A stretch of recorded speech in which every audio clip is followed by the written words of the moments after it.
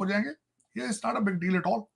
जो मैं मेन मुद्दे पे आना चाहता हूं कि भारत की डिप्लोमेसी के बारे में बात करें। मैंने अगले दिन बल्कि कहा कि मैंने उसका कंपैरिजन तो नहीं बनता, अफसोस तो होता है, मेरे जैसा बंदा देखता है कि यार देखो भारत अपनी डिप्लोमेसी के इतने पीक पे जा रहा है, हम कहाँ है। हालांकि कंपैरिजन तो नहीं करना चाहिए, बनता ही नहीं, कंपैरिजन बनता ही नहीं।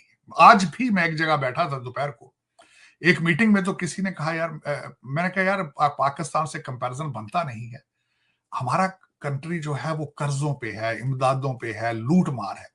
आप रिसेंटली इत्तेफाक हुआ है कि 22,000 ब्यूरोक्रेट डुअल सिटीजन है। भारत के अंदर ये चीजें नहीं। भारत के पिछले 5 वजीर आजम कहां थे? भारत के अंदर होंगे। पिछले 5 चीफ जस्टिस कहां होंगे? भारत के अंदर होंगे। मिलिट्री चीफ पिछले 5, वो सारे भारत के अंदर होंगे। हमारे सिटिंग जो है वो पाकिस्तान के अंदर नहीं है। मैं इस वक्त बता सकता हूं कि आपके कितने जजेस, चीफ सुप्रीम कोर्ट के जजेस के इनके बच्चे कहां हैं। They are not in Pakistan, they are not in Pakistan. आपके सर्विंग कई जर्नैलों के बच्चे वहां पाकिस्तान में नहीं। तो आप किन लोगों की बातें करती हैं?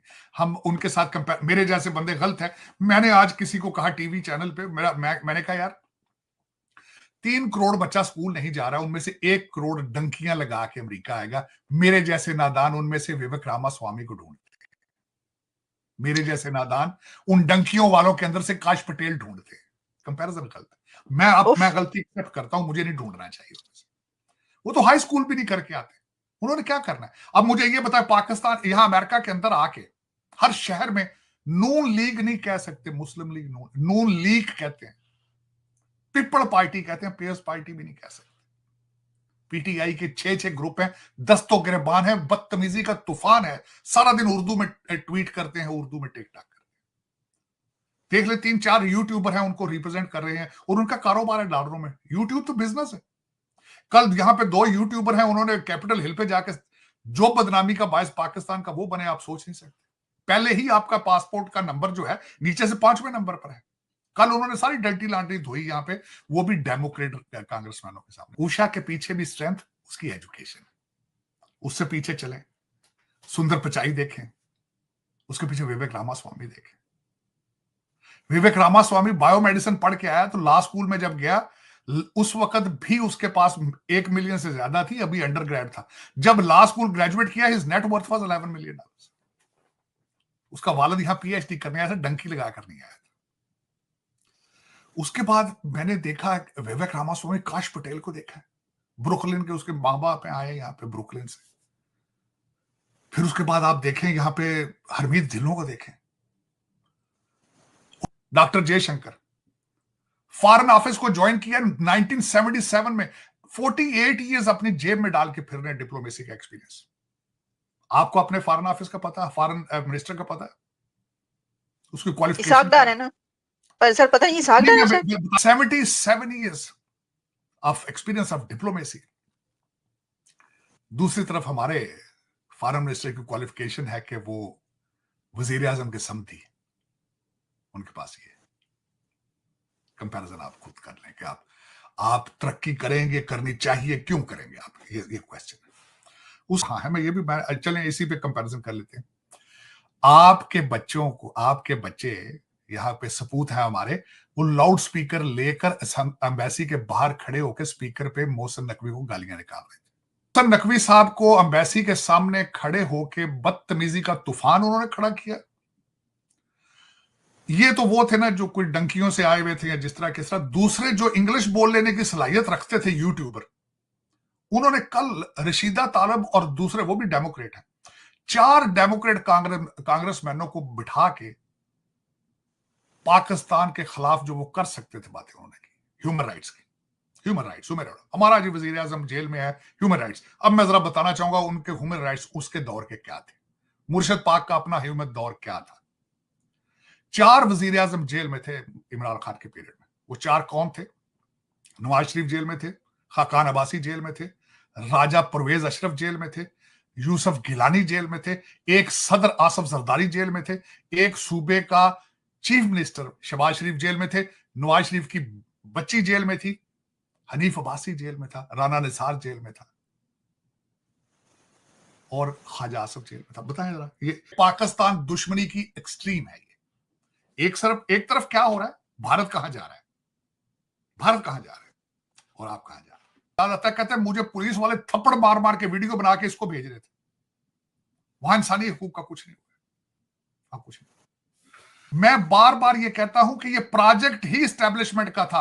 पाकिस्तान में एटम बम बनाने के बाद दूसरा सबसे महंगा और खतरनाक प्रोजेक्ट ये था। ये उन्हीं का फर्ज बनता है इसको वाइंड अप करें, क्योंकि बनाया उन्होंने था। ये हमारे ऊपर पाकिस्तान की तबाही का ये तोहफा, ये चाहिए जनरल फैज हमीद और जनरल बाजवा साहब को मुबारक हो। इसको अपना अब इसको वाइंड अप करें।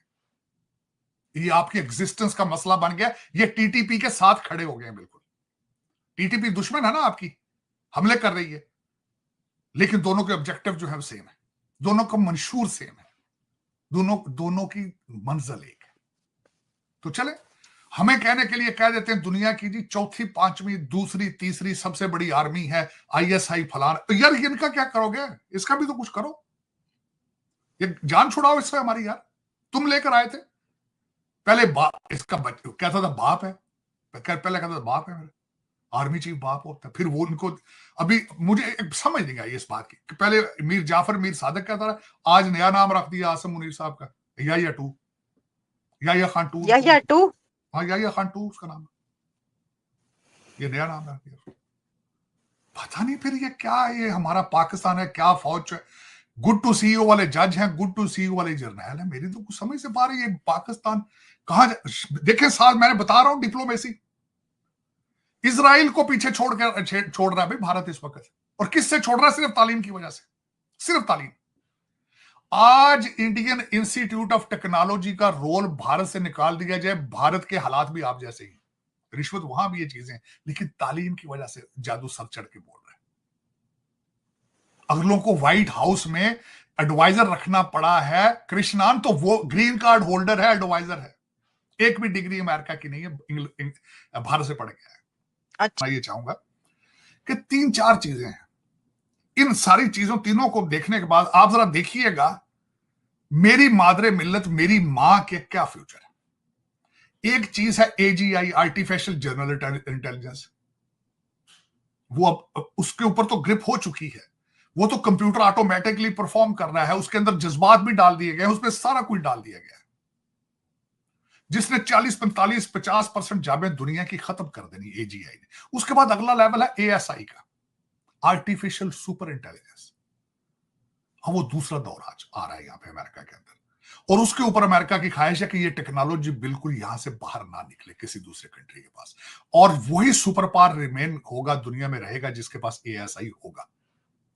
अब ये जो मैं स्टारगेट के बारे में बताना चाहता हूं, स्टारगेट के अंदर कई कंपनियों ने मिलकर ओपन चैट जीपीटी, ओपन आई, इन सब ने मिलकर इसके अंदर पैसे लगाए। नवीडिया भी इसमें आएगा, इसके अंदर अबूजबी का बैंक भी पैसे लगा रहा है, इसमें सॉफ्ट बैंक भी पैसे लगा रहा है, आर्टमैन लगा रहा है। लेकिन मैं थोड़ी सी चीज बताना चाहूंगा, बनाएंगे क्या, करेंगे क्या?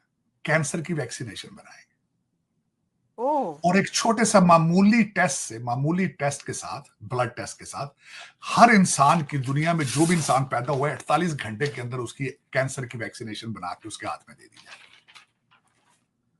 इसमें मेरी मादर